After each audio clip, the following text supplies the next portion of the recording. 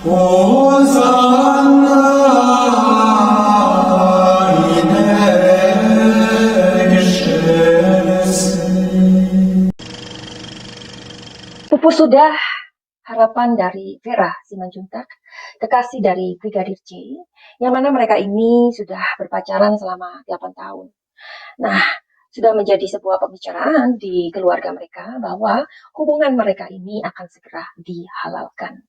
Namun apa yang terjadi, tewasnya Brigadir J benar-benar membuat Vera Simanjuntak ini merasa sangat tidak bisa menerima ya kepergian kekasihnya. Yang mana juga keluarga besar dari BJ ini masih sangat terpukul, terutama ketika mereka realize atau menyadari bahwa jenazah atau kondisi dari jenazah Brigadir J ini memang tidak seperti orang kena tembak gitu loh ya, tapi lebih dari orang yang menerima penganiayaan. Baru-baru ini juga Vera juga mengunggah foto kemesraan mereka ke publik.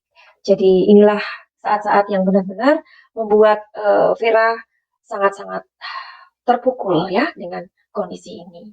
Dan belum lagi juga kita mendengar bahwa sebenarnya memang BJ dan Ibu P itu mempunyai hubungan yang spesial.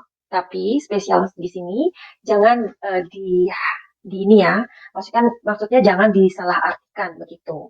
Maksud dari spesial di sini adalah Ibu P ini, beliau ini sering memberikan uang kepada BJ ini, yang mana uang itu sebenarnya diberikan untuk adiknya BJ di Jakarta yang sedang masih menyelesaikan sekolahnya. Nah, pasti juga ada aja kan orang yang nyentil atau berkomentar, ya pastilah dikasih uang, orang itu juga ada hubungan ini dan itu, ya kan? Nah, tetapi hari ini langsung aja kita ungkap di kartu tarotnya Madam Suki. Jadi, kita mau ungkap sebenarnya apa sih tujuannya Ibu P itu memberikan uang kepada BJ ini. Karena kan pasti di sini ada pro dan kontra. Yang kalian yang selalu positive thinking bilangnya, ya itu kan sebagai rasa terima kasih atau apalah ya. Tapi orang yang selalu negatif thinking aja ya, Besti, itu selalu mencari-cari sesuatu yang dianggap itu benar gitu loh ya. Entah itu benar, perselingkuhan itu ada, entah tidak, ini kan masih dugaan ya. Kita nggak perlu untuk lebih memperkatakan hal-hal yang kita tidak tahu, ya kan? Karena itu bisa menyebabkan fitnah, benar apa enggak? Masih azas praduga tidak bersalah, meskipun BJ ini diduga telah melakukan sebuah pelecehan kepada ibu bosnya sendiri. Oke, kita akan lihat di kartu tarot. Kenapa tarot? Ini buat kalian yang baru saja terdampar di channelnya Madam Suki. Aku si pembisik kartu, aku tinggal di Belanda dan di Thailand. Jadi untuk melihat kasus ya, atau mengulas, mengupas, menganalisa, prediksi, Madam Suki melihatnya dengan kartu tarot. Karena tarot adalah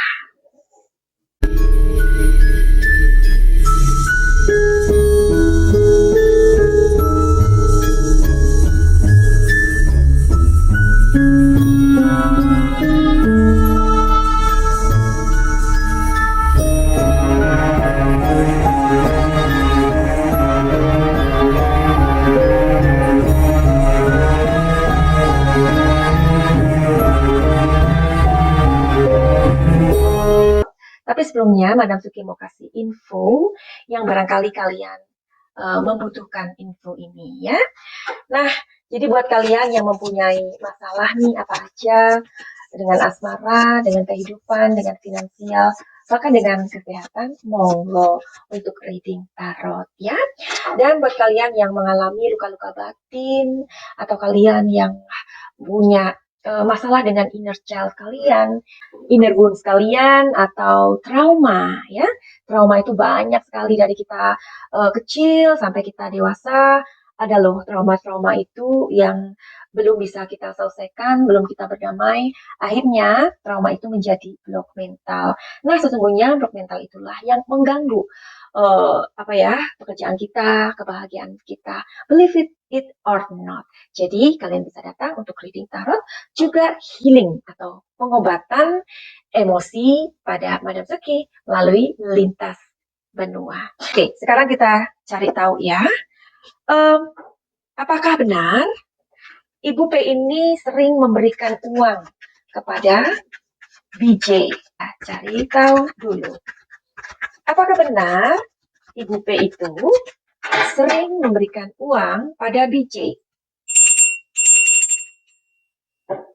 Kita tarik energinya. Di sini mengatakan iya, ya. Oke, seberapa sering? Ada yang terbalik? Ya, di sini mengatakan tidak begitu sering, tetapi memberi, ya. Lumayan lah, memberinya itu lumayan, tapi tidak sering kali gitu, enggak. Jadi kalau Ibu ini merasa memang ada sesuatu yang dibutuhkan, baru beliau memberikan. Sekarang kita intip lagi ya. Sebenarnya apa sih perasaan Ibu P ini ketika memberi itu apa? Oke, mungkin kartu ini ya. Ketika memberi itu apa? Alasannya apa? Karena ada netizen yang nggak gampang percaya, ya. Apa alasannya? Nomor 10. Nomor 25. Nomor 17. Oke. Jadi dari 3 kartu ini mengatakan bahwa Ibu P memikirkan sesuatu yang terbaik untuk BJ ini, ya. Barangkali beliau ini berpikir ingin mengurangi beban supaya kerjanya lebih nyaman, lebih ngerasa bersemangat begitu, ya. Karena bisa jadi BJ ini sayang sama adiknya, ya. Di sini mengatakan Ibu P ini berpikir, ya udahlah, kenapa sih nggak dibantu aja? Ya, barangkali memang saat itu atau waktu itu memang dibutuhkan oleh adiknya, ya. Di sini memang si Ibu P ini suka dengan BJ ini. Suka itu kan belum tentu ada rasa, ya Besti. Bisa jadi karena memang orangnya itu sopan, atau orangnya itu sudah ganteng, sopan. Siapa sih orang nggak suka? Madam Suki aja suka kalau punya ajudan kayak BJ kayak gitu, ya kan? Udah ganteng, sopan, terus apalagi cekatan dan lain-lain, ya. Nah, jadi seperti itu. Karena ini ada wanita yang ada cerminnya ini. Oke, sekarang kita akan bahas lagi ini ya. Apa yang menjadi harapan dari keluarga BJ ini sebenarnya melalui PH-nya yakni Bapak Kamarudin Simanjuntak. Nah, karena dengan tegas Bapak Kamarudin Simanjuntak ini membela kepentingan dari kliennya yakni keluarga BJ ini terkait terjadinya penembakan yang menurut PH-nya ini dari fakta-fakta di lapangan yang terjadi itu memang banyak sekali kejanggalan. Dari kejanggalan-kejanggalan itulah akhirnya keluarga ini atau keluarga BJ ini meminta bantuan hukum kepada pengacara Bapak Komarudin Simanjuntak begitu. Nah, dari hasil-hasil di lapangan, fakta-fakta yang terjadi, akhirnya mereka mempunyai sebuah kesimpulan itu kayak gini. Bapak Komarudin Simanjuntak ini mengatakan ini dari apa yang dipikirkan keluarga ya setelah melihat jenazah tersebut ya. Jadi ini setidak-tidaknya ada beberapa orang yang melakukan penganiayaan ini ya.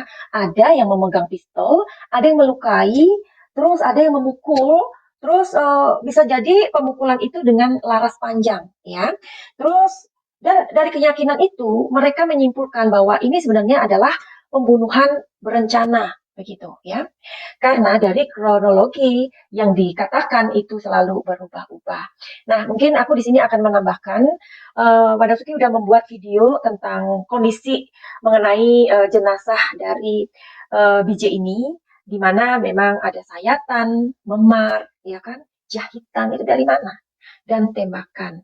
Nah, di wajah juga ada, di mata, di hidung, terus ada juga mungkin di mulut ya, terus di tangan, di kaki. Nah, ternyata juga ada di gerahamnya yang bergeser.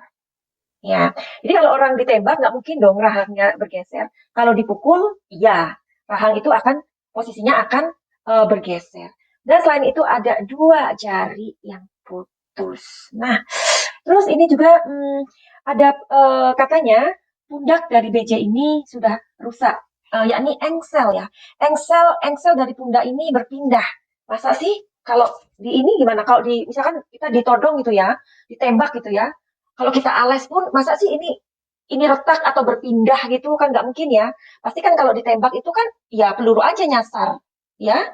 Kecuali kalau misalkan di apa ya istilahnya dipukul atau ya melakukan pemukulan itu bisa terjadi.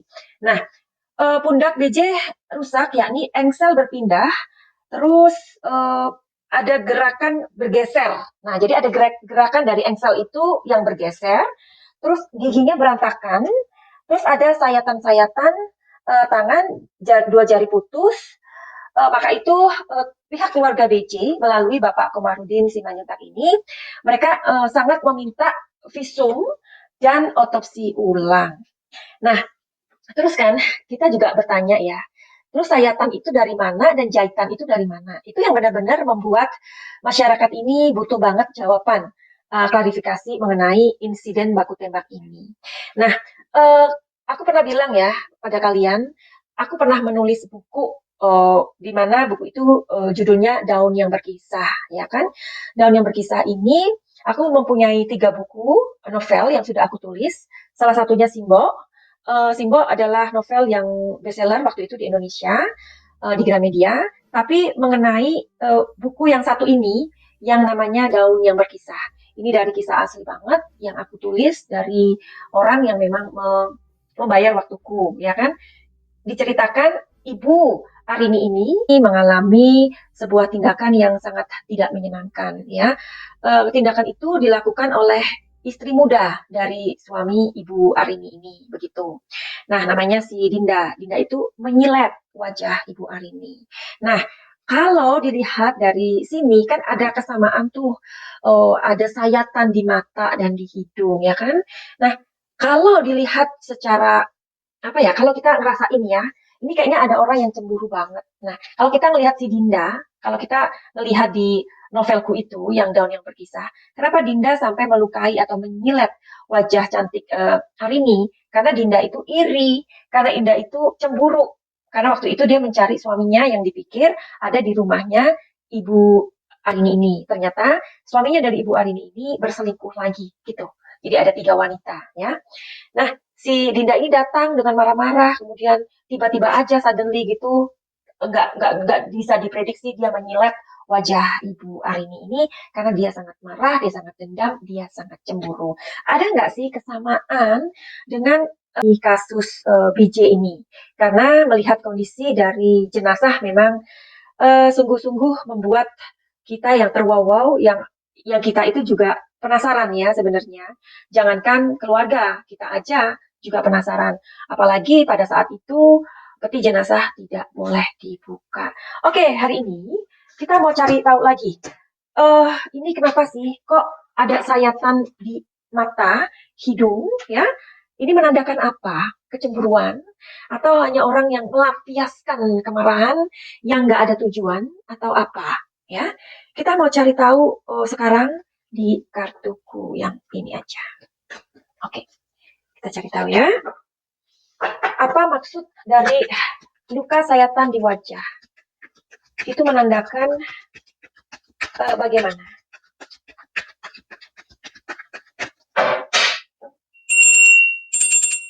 Biar seru dong ya.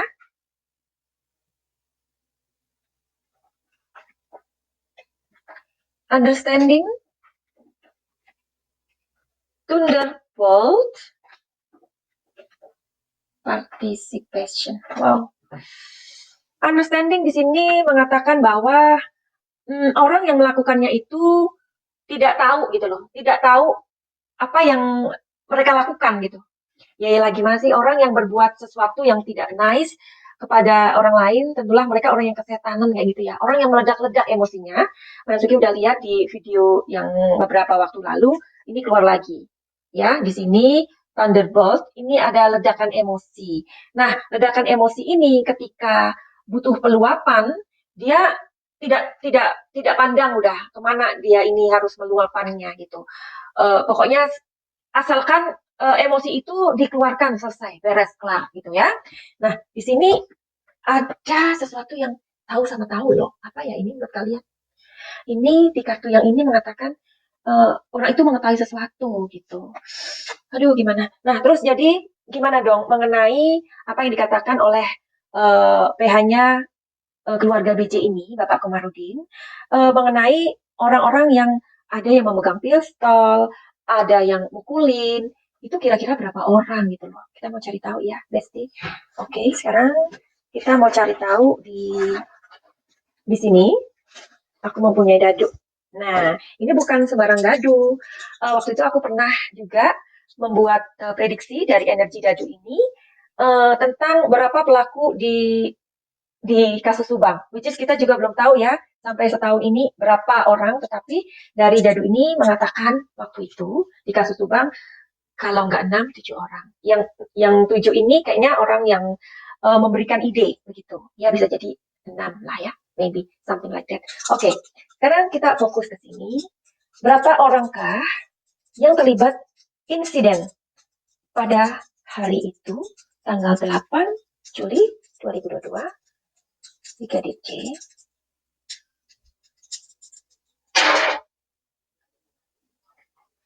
Oke, di sini ada 3, ada 2. Banyak banget ya, 5 orang. Oke, sekarang kita lihat lagi ya. Oke, di sini ada angka 5. Di sini 3. Oke, aku mau lihat di info aja ya. Kita mau make sure di kartuku ini.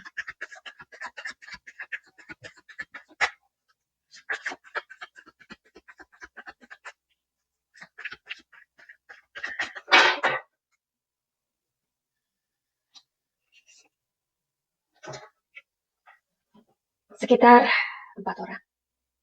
Ya. Jadi apakah dugaan dari keluarga dan PH-nya Bapak Komarudin Simanjuntak ini benar kalau memang adanya beberapa orang yang melakukan ini ya.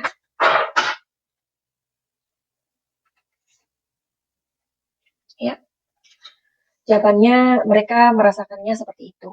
Makanya mereka membutuhkan jawaban melalui visum dan otopsi kedua. Ya, karena memang di sini sepertinya ada 4 orang yang mengetahui atau terlibat.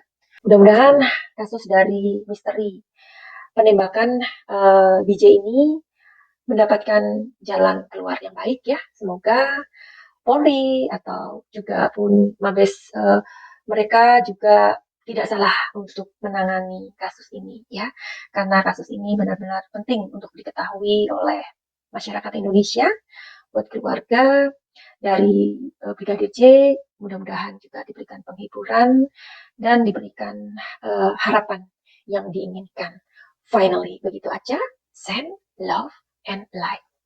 Salam cahaya.